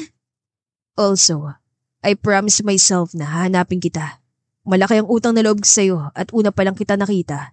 Alam ko nahulog na ako sa'yo. Craig. So, City, pwede bang itigil na natin ang 3 months? Can't we just extend it until forever? Matamis ang umiti sa City sa sinabi ni Craig sa kamarahan tumango. Hindi ko alam kung malulungkot ako o kikiligin sa sinasabi mo. Pwede naman both. Loko. Mahal kita, City. Hindi ko man nasasabi sa'yo pero mahal na mahal kita. Mahal din kita, Craig. Marahang lumapit si Craig kay City. Pumikit naman ang babae nang maramdaman ang paglapat ng kanilang mga labi. Ang halik na yon ay hindi tulad ng halik nila noon. Punong-puno ito ng init at pagmamahal. Kinabukasan, matalas sa mga mata ni Craig na tumungo sa ospital upang kausapin ang kanyang lolo. Alam ko kung bakit ka pumunta rito, Craig. Ang lahat ng bagay ay nireporta sa akin ni Luke. Tinapunan naman ni Craig na masamang tingin si Luke at agad itong umiwas ang tingin sa kanya. Ngayong alam niyo ng pakay ko, Lo. I guessed you already know kung sino si City at ang kanyang pamilya. Yes, she's the daughter of the Smith family. Pero anak siya ng nanay niya sa iba, hindi ba? So, give me a good reason kung bakit tatanggapin kong isang babaeng gaya niya. Grandpa, City is the one who saved me back then. Nung bata ako, dinukot ako, hindi ba?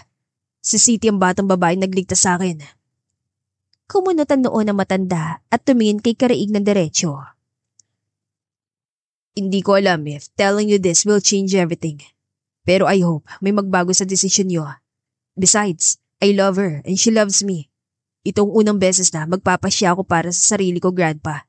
At sana sa pagkakataong ito, hayaan niyo ako maging masaya at respetuhin ang desisyon ko. Craig.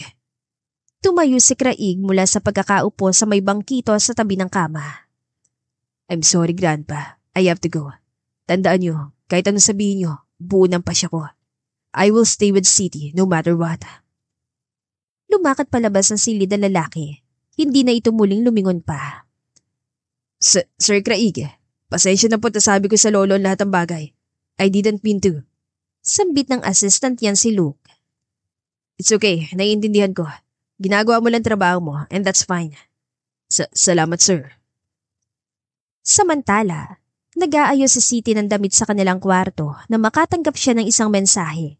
Kumunot ang kanya noo na makita niya ang pangalan ni Adam. Bakit kaya? Wala naman na akong pinapagawa sa kanya. Miss City, I saw your mother in a restaurant.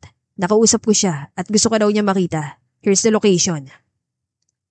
Mabilis na tumibok ang puso ni City dahil sa kaba. Hindi niya alam kung kaya na niyang harapin ang kanyang ina, gayong hindi pa siya nakaka-move on sa mga nalaman. Bahala na, City. Baka may hindi pa siya nasasabi sa'yo kaya ganun. Kahit nag-aalinlangan, nagtungo sa City sa restaurant at doon ay nakita niya ang kanyang ina. City, kumusta? Kanina po okay ako. Yumuko ang mami ni City at halos hindi makatingin ng diretsyo sa dalaga. Anak, I just want to say sorry sa lahat na nagawa ko sa'yo. Ma'am, I already know it. Wala na kayong dapat pang ipaliwanag. Naiintindihan ko naman. Huwag kayong mag-alala. Hindi ko guguluhin ang pribado niyong buhay. It's not like that, anak. Inaamin ko na natakot ako mawala sa akin ng asawa ko. Nakamuhian niya ako. Pero napagtanto ko na, ikaw higit sa lahat ang importante sa akin. Mahal kita, anak. Mahal na mahal. I'm sorry. Miss na miss na kita at sana bigyan mo ko ng pagkakataon na ayusin ang lahat sa atin. Bakit sinasabi mo sa akin ang mga to?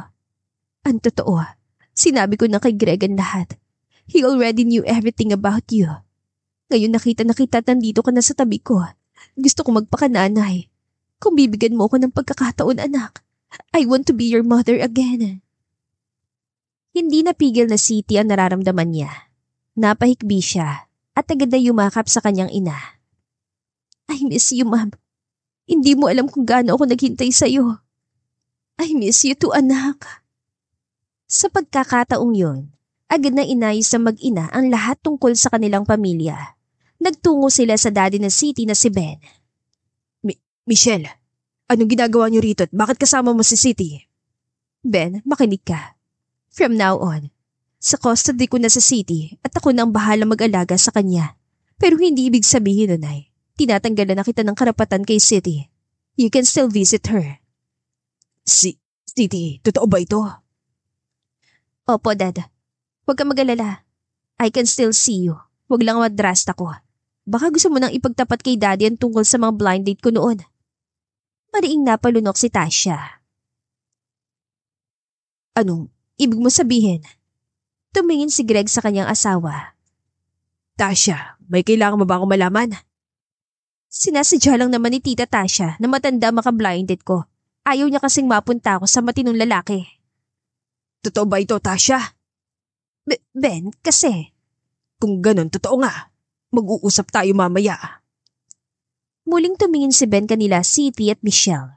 Lumapit ang lalaki at hinawakan ng kamay ni Siti.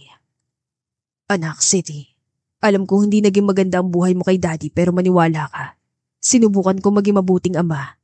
Pero ngayon, alam ko mas magiging maayos ka sa tabi ng mami mo. I'm sorry, anak, kung nagsinungaling ako sa iyo noon. Medyo komplikado kasi ang buhay namin ng mami mo at hindi ko alam kung saan magsisimula. I love you, anak. Hindi ko man naipakita sa iyo. I know na, nararamdaman mo pa rin ito. Dad, mabilis na naluha ang dalaga, saka mahigpit na niyakap ang kanyang ama. Naging maayos ang kasunduan ni Ben at Michelle. Sa tulong ni Greg at magpayag niya na kupkupin si Seti, muling nabuo ang pamilya ng dalaga. Isang bagay na matagal na niyang pinapanalangin. Anak, pwede bang lumipat ka na lang dito sa mansyon? Dito ka na lang kaya tumira? Ma'am, kasi... Si Craig ba? Yumuko si Siti at hindi makatingin ng diretsyo. Asawa mo ba talaga si Craig, anak? Opo, ma'am. At hindi ko kaya na lumayo sa kanya. Isang matamis ang ngiti ang ginawa ng mami na Siti. Siguro naman pwede tayong mag-bonding next time kahit na may asawa ka na, di ba? Oo naman po, ma'am. By the way, anak, gustong makausap ni Daddy Greg mo si Craig about business. Pwede mo kaya kami samahan sa kanya? Sure, ma'am. Magandang idea yan. Punong-puno ng kaligayahan ang puso ni Siti dahil sa mga nangyayari sa kanyang buhay. Nang araw ding yon, pumunta sa Siti kasamang kanyang magulang sa kumpanya ni Craig. Dito na lang ako sa entrance bababa, ma'am. O sige, anak. Mag-park lang kami ng daddy mo. Ngunit sa paglakad ni Siti sa loob ng lobby, nakasalubong niya si Karen. Nakalabas ka na pala ng ospital. Bungad sa Sambita City. Tumaas ang kilay ni Karen sa sinabi ni Siti. Yes, and thanks to you dahil na-ospital ako. Anyway, mabuti na lang at nakita kita. Hindi ko na kailangan mag-effort pumunta sa mansyon ng mga Harrison. I just want to say na, tapos na maliligayang araw mo, Siti. Dahil my dad already talked to Craig's grandpa at nagkasundo na sila na magpa-file na sila ng annulment. Tumaas ang kilay ni Siti sa bagay na narinig. Kayo talaga magpa-file? Hindi ba dapat yung mag-asawa? I don't care about it. Ang mahalaga, matitigil na yung kayabangan mo. Know your place, Siti. Hindi ka na babagi sa lugar na ito. Ano nangyayari dito, anak? Tanong ng mami na City na ngayon ay kararating lang. Mrs. Smith? Anak niyo si... Nauutal na wika naman ni Karen. Oo, anak ko siya, miss. Ako po ang nag-iisang anak na babae ng mga Ortega. Ako po si Karen. Oh, the Ortegas. Sorry, kaunti lang kasi ang naririnig ko tungkol sa inyo. Anyway, we have to go. Let's go, anak. Yes po, ma'am. Tumaas ang labi na City at tinignan ng matalas si Karen. Halos manginig naman ng tuhod nito dahil sa bagay na nalaman. Paano? Paano siya naging anak ng pamilyang Smith? Hampas lupa lang siya, di ba? How come? Agad na kinuha ni Karen ang kanyang cellphone at tinawagan ng kanyang ama. Dad, pumunta ka dito. Do you remember ang pamilyang Smith? Alam mo bang may anak sila? At sa City ang babaeng yun. What? Samantala, abala naman si Craig sa pag-aayos sa mga dokumento sa kanyang opisina nang dumating ang kanyang lolo. Apo, kinausap ako ng lola mo at alam ko maging siya ay pabor sa inyong dalawa na babaeng yon. Lo, nakalabas na po pala kayo ng ospital. Oo, pero hindi yun ang pinunta ko dito, Apo. Lolo, hindi mo kailangang husgan agad sa City. Hindi mo pa siya nakakasama at nakikita. Mabait siyang tao.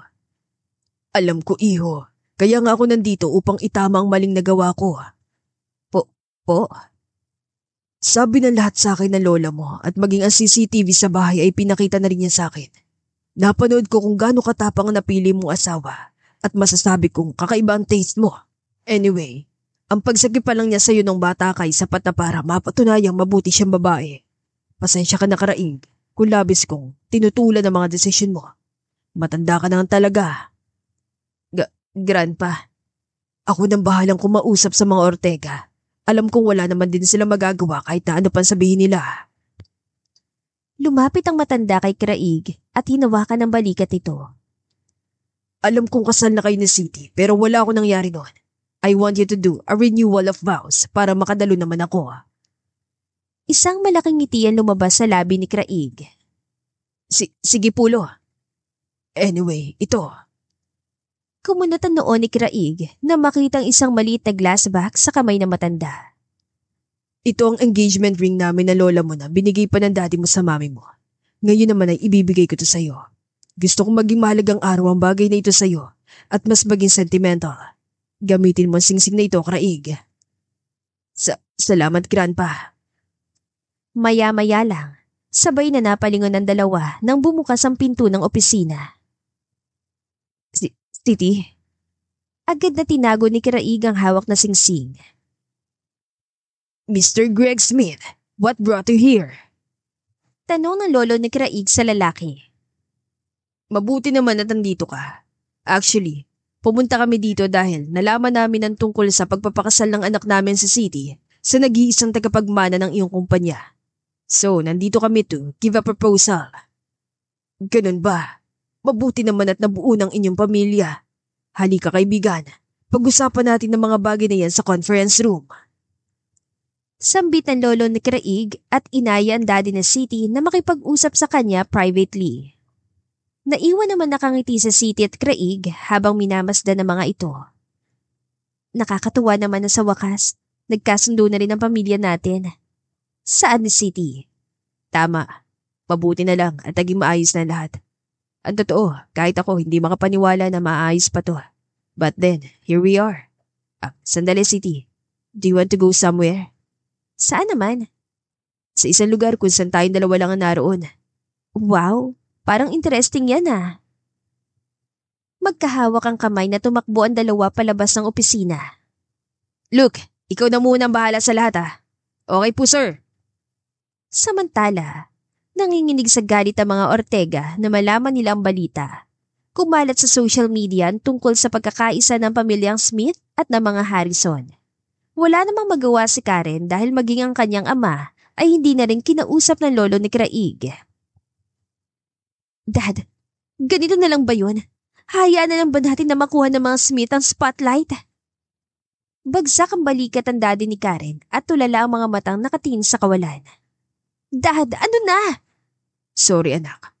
Sa pagkakataong ito, wala na akong magagawa. Nagsama ng dalawang malaking kumpanya. Hindi na tayo pwedeng mangialam doon. Pero paano ako? Shut up ka rin. Kung hindi mo lang ginawa na masama noon sa city, edi sana maayos natin siya na pakiusapan. Like what I said, wala na tayong magagawa sa ngayon. Book a flight at pupunta tayo sa ibang bansa. Gano'n na lang ba yun, Dad? Yes, gano'n na lang yun, Karen. Pack your things. Nang gabing yun, nagtungo sa City at Craig sa isang amusement park. Doon ay sumakay sila sa malaking Ferris wheel. Isang bagay na matagal lang nais gawin ni Craig kasama sa City. Napakaganda naman dito, Craig. Kung iisipin, hindi pa nga tayo nakakapunta sa ganitong lugar, no? Mabuti na lang at niyaya mo ko dito. Siyempre, ngayon lang tayo magkakasama sa ganito karomantik na lugar. Sambit ni Craig. City, ang totoo, noon hindi ko inaasahan na muli tayo magkikita. Gusto ko na sanang sumuko dati kaya nga hinayaan ko ng pamilya ko na magpasya sa magiging asawa ko. Pero na makita kita sa restaurant na yun, iba ang pakiramdam ko sa'yo. Kumunot ang noon na City habang diretsyo nakatingin kay Craig. Craig. Alam ko na marami na tayong pinagdaanan. Alam ko marami na tayong sinakripisyo para sa isa't isa. Ngunit ito tayo. Tuluyan nagkamaputihan. Nagsimula sa usapan 3 buwan. Ngunit nauwi sa habang buhay. Isang matamis na ngiti ang ginawa na City at tumango. Maya-maya lang, nanlaki ang mga mata na City nang makitang pagluhod ni Craig sa kanyang harapan. Kinuha ang isang maliit na kahon mula sa kanyang bulsa. Sa ilalim ng maliwanag na buwan, nasisinagan ang guwapong mukha ng lalaking si Craig. City, nung una na nilagay ko sa iyong singsing, alam kong wala yung halong pagmamahal. Kaya sana, hayaan mo kong itama ang bagay na yon. Sa pagkakataong to, tapat ang pagmamahal ko na ibibigay sa iyo. Mahal na mahal kita, City. Will you marry me again? Formal na pagbitiw ni Craig ng mga salitang yon sa babaeng nasa kanyang harapan. Mariing tinakpan ni City ang kanyang labi, saka pinigil ang pag-iyak. Tumango si City sabay pagpatak ng kanyang luha. Yes, Craig. I will marry you. Masayang tugon ni City. Nilagay ni Craig ang singsing sa daliri ng dalaga. Sa pagkakataong ito, 2 singsing na ang nasa kanyang kamay. I love you so much, City. I love you too, Craig. Sa loob ng lover's wheel, naroon sina City at Craig. Magkalapat ang kanilang labi at ninanamnam ang init ng sandali. Kinabukasan, sa mansyon ng mga Harrison, nagising sa City nang marinig ang katok ng kasambahay. Ma'am City, nandito po si Miss Karen, gusto raw niya kayo makausap. Kumunot ang noon ni City na marinig ang sinabi nito. Bakit daw po ate? Tanong ng babae. City, ako to. I just want to have a little talk bago ako tuluyang umalis pupunta sa ibang bansa. Bumuntong hininga ang babae at umiling. Matapos maglinis ng sarili, lumabas siya at nakita si Karen na nasa living room at umiinom ng tsaa. Ano naman bang kailangan mo? At saka ang hilig mong bumisita rito sa bahay, no? Ngumiti si Karen at tumingin sa paligid. Alam mo, tama ka. Mamimiss ko rin ang pagpunta dito sa bahay na to. Dahil sa tuwing pumupunta ako dito, madalas si Craig ang hinahanap ko at hindi ko naman siya naabutan. Hindi ko man lang naisip na ngayon. Ikaw na yung lagi kong pinupuntahan dito. So, ngayon, feeling mo, best friend mo na ako? Yak! In your dreams. Pandidiri ni Karen. Sobrang yak talaga. Anyway, pumunta ako dito hindi para manggulo. Actually, nandito ako para mag-sorry and also, for the first time. Tatanggapin kong ikaw ang pinili ni Craig at hindi ako. Alam ko mas maganda at sexy ako sa'yo, given na yon. Pero wala eh. Ikaw ang pinili ni Craig, so I will just give up. Wow ha? Ganyan ka pala mag-sorry? Bakit? Paano ba dapat? Simpleng sorry lang sana, okay na eh. Fine. Sorry.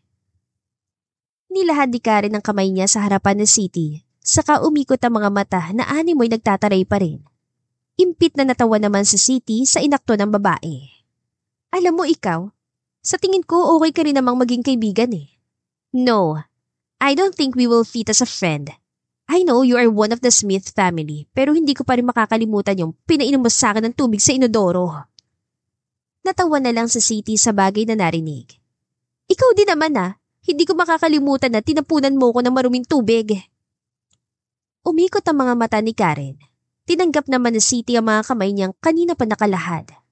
Nang maramdaman ito ni Karen, wala sa sariling napangiti ang dalaga.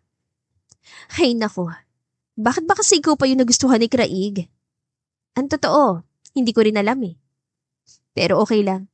At least, alam ko matapang ka at may kilalagyan ng mga babaeng magtatangka sa asawa mo. Ngumiti si Karen kay City at saka natawa na lang sa sarili. Tumayo siya at kinuha dalang maleta. Anyway, I have to go. Baka malate pa ako sa flight ko. Sandali. Renewal of vow namin ni Craig next year. Hindi ka ba pupunta? Are you crazy? Bakit ako pupunta doon? Or nangaasar ka lang? Mali mo, naisipan mo. Well, I will think about it and my answer is no. Over my dead and sexy body. Muling umirap ang mga mata ni Karen sa kahinilang kanyang maleta at lumakad palabas ng mansyon. Ngunit sa kabila ng pag-irap na yon, hindi niya namamalayan ang ngiti sa kanyang mga mata. Isang ngiti na nagsasabing tanggap na niya ang lahat. Lumipas ang isang taon, nabalitaan nila City ng pamilya Ortega ay nanatili na lang sa ibang bansa. Nakakilala na rin ng bagong lalaki si Karen at engaged na rin sa kanyang nobyo. Isang magandang umaga, ang lahat ay nakahanda na sa tabing dagat dahil doon gaganapin ang beach wedding na naisang mag-asawang City at Craig. Marahang hinawakan ni Craig ang kamay na City sa harap ng altar. 1 taon na nakalipas mula nang sabihin mong oo. At sa bawat araw na lumipas, mas minamahal pa kita. Pangako ko, gagawin ko lahat para mapasaya ka, City. At ako rin, Craig. Pangako ko, mamahalin kita habang buhay. Ang mga pangakong ito ay narinig ng lahat. Nagsimula silang pumalakpak ang mga tao sa paligid. You may now kiss the bride. Ngumiti si Craig at marang hinalikan ng asawang nasa kanyang harapan. Sabay sa hiyawan ng mga tao. Ilang taon na lumipas, naging maayos ang pagsasama ng dalawa at hindi pa rin mawala sa kanila ang minsang pagtatalo. Daddy, nasan po yung medyas ko? Tanong ng isang batang babae na ngayon ay nakanguso sa kanyang ama. Baby, you are 6 years old. Alam mo na kung saan mo nilalagay yun, di ba? Dad, I'm just 6. I'm still your little girl, hindi ba? Nag-cross arms ang bata at pinakitang nagtatampo siya sa kanyang ama. Okay, fine anak. I will see kung nasa bedroom ang socks mo. Tugon ni Craig na wala na ring magawa sa kasutilan ng batang babae. Bakit? Anong problema, Craig? Dumating sa City at binaba ang mga pinamili sa sahig. Itong prinsesa mo, hinahanap na naman ng medyas niyang ilang beses nang nawawala. Pinandilatan ni City ng mata ang batang babae. Napayuko naman ito sa kanya. Leticia, totoo bang sinasabi ng daddy mo? You can already look for it by yourself. Hindi mo kailangang iutos sa daddy mo. But mom, I'm tired. Ang sakit na nga ng pa ako kakahanap. Isa, hindi ka kikilos? Opo, sorry na po. Agad na tumakbo ang bata papasok sa kanyang kwarto at mabilis lang niya nakitang medyas na hinahanap niya. See, hindi ka lang kasi naghahanap. Inisasambit ni City sa kanyang anak. Ayaw mo na, City, kita man siya. Saka naman yan yung pagiging audacious mo. Sumingkit ang mga mata ng City at humalakip-kip. Naku, ugali mong pinagmanahan yan. Pagtanggi ng City. Napailing na lang si Craig sa kanya. Maya-maya lang, lumabas mula sa kwarto ang lalaking 11 years old na si Sadie, ang panganay na anak ng dalawa. Oh, eto na pala yung totoong kaugali mo. Sambit muli ni City. Morning. Matipid na wika ng batang si Sadie saka lumakad patungo sa kitchen. O di ba? Kuhang-kuhang ugali mo. Kapwa na tawa na lang ang dalawa sa bagay na kanilang nasusubaybayan. Hindi nila akalain na magiging ganito kagulo ang kanilang buhay sa oras sa pagsamahin ng kanilang mga ugali. Lumapit si Craig kay City at niyakap ito.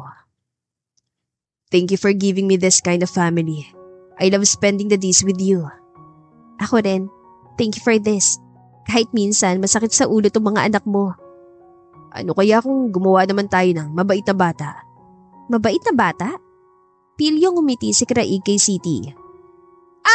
Craig, ibaba mo ko! Sigaw ng babae nang buhatin siya ni Craig na parang bigas at tumungo sa kanilang kwarto. Ano ba magandang gawin na mabait? Babae o lalaki? Pilyong tanong ni Craig sa kanya. Ay naku Craig, tigilan mo ko ha. Marami pa akong gagawin. Pwede mo namang gawin mamaya. Mariing siniil ng halik ni Craig sa City. Nais mang itulak ni City ang kanyang asawa. Hindi niya ito magawa hanggang sa tuluyan na lang bumigay ang kanyang katawan. Nang araw na yon, muling nagsama sa isang mainit na sandali ang dalawa. Nangangarap na muling makabuo ng isa pang supling na idadagdag sa lumalaki nilang pamilya. At dito na po nagtatapos ang ating kwentong pag-ibig. Maraming salamat po sa pakikinig. To God be the highest glory. Hanggang sa muli. Paalam!